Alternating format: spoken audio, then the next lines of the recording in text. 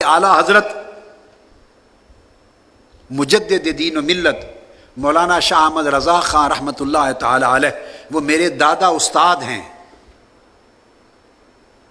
مجھ میں اور اعلیٰ حضرت رضی اللہ تعالیٰ عنہ میں 3 طریق ایسے ہیں کہ میں ان کا شاگرد ہوں صرف ایک واسطے کے ساتھ، اعلیٰ حضرت کا شاگرد ہوں ایک واسطے کے ساتھ، یعنی میں کسی ایسے استاذ کا شاگرد ہوں جو براہ راست اعلیٰ حضرت کے شاگرد ہیں، بس درمیان میں اور 2-3 واسطے، زیادہ واسطوں والے طرق بھی ہیں اعلیٰ حضرت تک جو میرے جاتے ہیں۔ علامہ کاظمی شاہ صاحب رحمۃ اللہ علیہ کے طریق سے، حضرت محدث اعظم مولانا سردار احمد صاحب رحمۃ اللہ تعالی علیہ کے طریق سے، وہ واسطے دو ہیں درمیان میں، مگر 3 طریق میرے پاس ایسے ہیں۔ ایک حضرت مولانا ضیاء الدین مدنی رحمۃ اللہ علیہ، میں ان کا شاگرد اور وہ براہ راست اعلیٰ حضرت کے شاگرد اور خلیفہ۔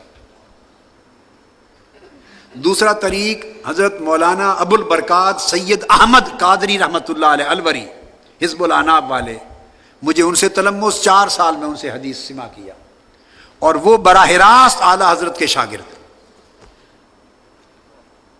اور تیسرے حضرت مولانا سید عبد المعبود جیلانی، میرے اساتذہ میں سے، شیوخ میں سے ایک ہیں، ان کی وفات 165 برس کی عمر میں ہوئی، 165 برس کی عمر میں، اور وہ حاجی امداد اللہ مہاجر مکی رحمۃ اللہ علیہ کے شاگرد اور خلیفہ تھے۔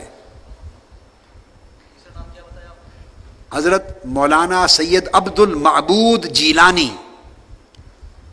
یہ مولود مدینہ تھے، مدینہ طیبہ میں ولادت تھی۔ سید عبد المعبود جیلانی یہ براہ راست اعلیٰ حضرت کے شاگرد ہیں، اعلیٰ حضرت کے بھی شاگرد ہیں براہ راست، علامہ فضل حق خیر آبادی کے بھی شاگرد ہیں براہ راست، حضرت پیر پٹھان،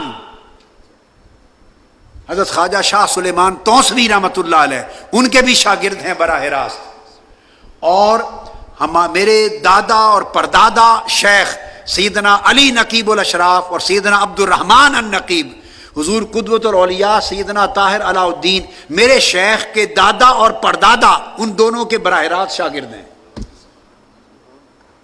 سید عبد المعبود جیلانی 165 برس عمر تھی، تو ان سے تلمذ اور سماع کیا میں نے، انہوں نے اعلیٰ حضرت سے سماع کیا۔ تو میں عرض یہ کر رہا ہوں کہ اعلیٰ حضرت انہوں نے فتاوی رضویہ میں اور مختلف اپنی کتب میں 4000 مقامات پر اپنے سے پہلے فقہا اور ائمہ احناف کے ساتھ فروعات پر اختلاف کیا، علمی 4000 مقامات پر اختلاف کیا، اور وہ پھر بھی سنی رہے، بلکہ امام اہل سنت رہے۔ اپنے سے پہلے علماء سے، امام طحطاوی سے سمیت الامام شامی سے، صاحب در مختار سے، صاحب رد المختار سے، فتاوی صاحب قاضی خان سے، عالمگیری سے، امام طحطاوی سے، مختلف فقہا اور ائمہ فقہ سے 4000 مقامات پر اعلیٰ حضرت نے علمی اختلاف کیا ادب کے ساتھ، اور وہ امام اہل سنت رہے۔ تو ہم نے کوئی علمی بات چھوٹی سی ایسی مختلف کر دی تو ہم تو چھوٹے سے حقیر فرد اہل سنت تو رہیں گے ہی نا، حقیر سے فرد اہل سنت تو رہیں گے۔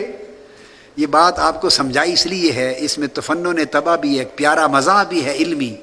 سمجھانا مقصود یہ ہے کہ جب تک آپ اس کلچر سے، تعصب کے کلچر سے باہر نہیں نکلیں گے، تنگ نظری کے کلچر سے باہر نہیں نکلیں گے، اور علم اور تحقیق کا دروازہ کھلا نہیں رکھیں گے، ادب اور شے ہے، علمی اختلاف اور شے ہے۔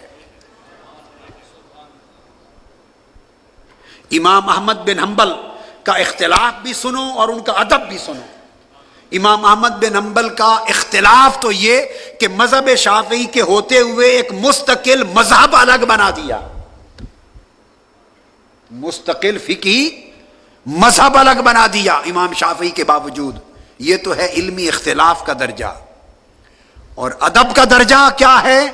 جب بغداد میں امام شافعی کے پاس امام احمد بن حنبل تھے، وہ گھوڑے پر سوار ہو کے سفر کرتے، احمد بن حنبل ان کے گھوڑے پر ان کے قدم پائیدان پکڑ کر تیز چل کے ان کے بیان کردہ فرمودات کو نقل کیا کرتے تھے، گھوڑے کے پائدان کو پکڑ کے پیدل چلتے تھے. یہ ادب تھا، وہ علمی اختلاف تھا.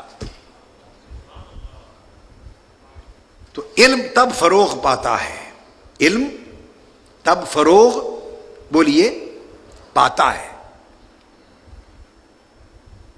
طریقت میں اگر نئے راستے بیان کرنا اگر ادب کے خلاف ہوتا تو حضور سیدنا غوث العظم رضی اللہ تعالیٰ عنہ کے طریقت بیان ہو جانے کے بعد نہ کئی چشتیت وجود میں آتی، نہ سوروردیت وجود میں آتی، نہ نقشبندیت وجود میں آتی.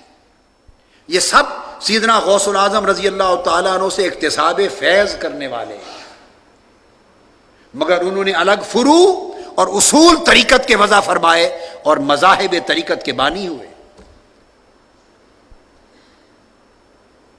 امام مسلم امام بخاری کے شاگرد اختلاف کیا، ان کے ہاتھ پاؤں چومنے کے لیے ان سے مانگتے تھے اجازت اور اختلاف کیا.